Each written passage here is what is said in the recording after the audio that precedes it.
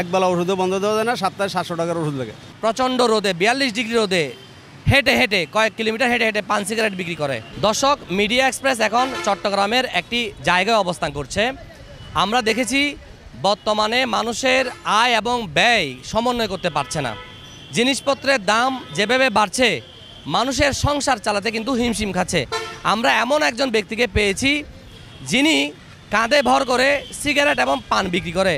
এই মানুষটির সংসার কিভাবে চলছে সেই বিষয়ে আমরা আপনাদেরকে জানানোর চেষ্টা করব।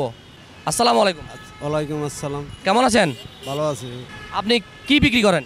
পান সিগারেট বিক্রি করি। মানে হাড়ের সমস্যা, কোনো কাজকর্ম করতে পারি না, এই বিদায় যায় এই কাজ করতে হয়। এই কাজ করি মনে করেন যে সংসার চালান যায় না, চালানের মতো না। এখন মনে করেন বেশি সমস্যা, কোনো টাকা পয়সা অর্থ সম্পদও নাই যে চিকিৎসা করে কোনো কাজকর্ম করুন, তাও নাই। এখন যদি মনে করেন সরকার যদি সহযোগিতা করতো তাহলে আমরা এটা কিছু করতে পারতাম। আচ্ছা, একটা সিগারেট বিক্রি করলে কত টাকা আয় হয়? একটা সিগারেট বিক্রি করলে কত 20 পয়সা বা 30 পয়সা থাকে। একটা পান বিক্রি করলে 1 টাকা থাকে। তাহলে ডেইলি কয়টা সিগারেট বিক্রি হয়?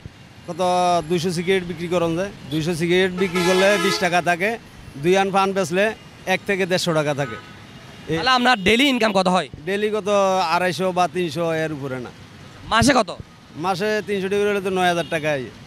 এই 9000 টাকা দিয়ে কি আপনার সংসার চলে? না, 9000 টাকা দিয়ে সংসার চলে না। পরিবারে কে কে আছে? পরিবার আছে 2টা মেয়ে, একটা ছেলে, আমরা 5 জন সদস্য। আপনার বাড়ি কোথায়? আমার দেশের বাড়ি বলা। তাহলে একজন মধ্যবিত্ত পরিবার 18-20 হাজার টাকা ইনকাম করে সংসার চালাতে পারে না, ঘর ভাড়া দিতে পারে না।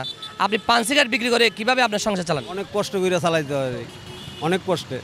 এই কাজ করি যে আমার হার্টের সমস্যা 5 বছর, আমি এই কাজও করি যে 5 বছর। এই 5 বছর ধরে এই কাজ করি, আর কোনো কাজকর্ম করতে পারি না। কি সমস্যাটা হয়েছে আপনার? আমার এই হার্টের সমস্যা।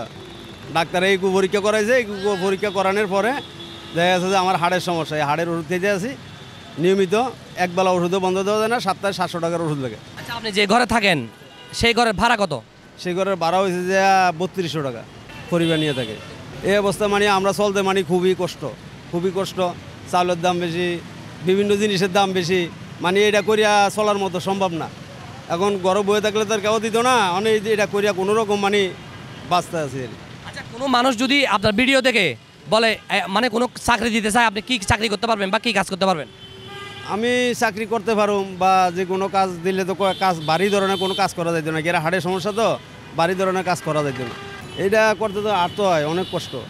তা সারাদিনই তো ধরেন 8টার থেকে বাজে 8টা পর্যন্ত আড়াই, তো অনেক কষ্ট। দর্শক, বর্তমানের এই দ্রব্যমূল্যের ঊর্ধ্বগতির কারণে এবং মানুষের জীবন মান বৃদ্ধি পাওয়ার কারণে মানুষের অনেক কষ্ট হচ্ছে। এবং এই সমস্ত মানুষগুলো চট্টগ্রামের বিভিন্ন জায়গায় রোদে, প্রচণ্ড রোদে 42 ডিগ্রি রোদে হেঁটে হেঁটে কয়েক কিলোমিটার হেঁটে হেঁটে পান সিগারেট বিক্রি করে।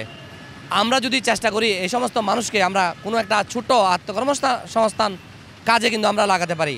তো আমরা চাই না এই সমস্ত মানুষগুলো রাস্তায় পথে পথে সিগারেট পান বিক্রি করে। তাই আমরা চাই সবাই মানবিকতার হাত বাড়াতে। আপনারা যদি কেউ এই সমস্ত মানুষকে সহযোগিতার হাত বাড়াতে চান, আমাদের স্ক্রলে মোবাইল নাম্বার দেওয়া আছে, আপনারা চেষ্টা করুন ওনাদেরকে সহযোগিতার হাত বাড়াতে। চট্টগ্রামের বদরহাট এরিয়া থেকে মোহাম্মদ রবিল হোসেন সম্রাট, মিডিয়া এক্সপ্রেস।